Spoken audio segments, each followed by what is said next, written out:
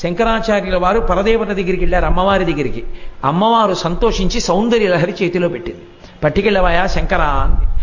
అది 100 శ్లోకములు తాళపత్ర గ్రంథాన్ని పట్టుకుని శంకరాచార్యుల వారు కైలాసం నుంచి భూమండలానికి వస్తున్నారు. నందీశ్వరుడు చూశాడు. ఇన్నాళ్ళు సౌందర్య లహరి ఒక్క కైలాసంలోనే ఉండేది. ఇప్పుడు భూమి మీదకి వెళ్ళిపోతే కైలాసం గౌరవం తగ్గుతుంది, భూమి మీద కూడా సౌందర్య లహరి ఉందని.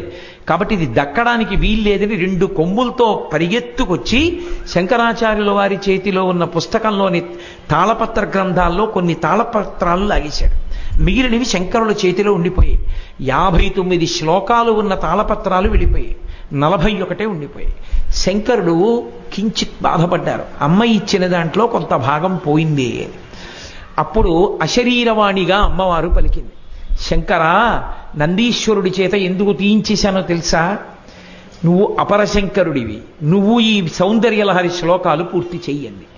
వెంటనే శంకరాచార్యుల వారు ఆ నందీశ్వరుడు తీసేసుకున్న 59 శ్లోకాలు తాను పూరించేశాడు.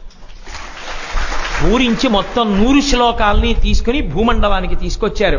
ఆ సౌందర్య లహరి అంత గొప్పది. ఇప్పటికీ పెద్దలు ఒక మాట అంటారు, ఈ ప్రపంచం మొత్తం మీద వాంగ్మయంలో సౌందర్యము అన్నవి కనపడితే 2 చోట్లే కనపడతాయంటారు.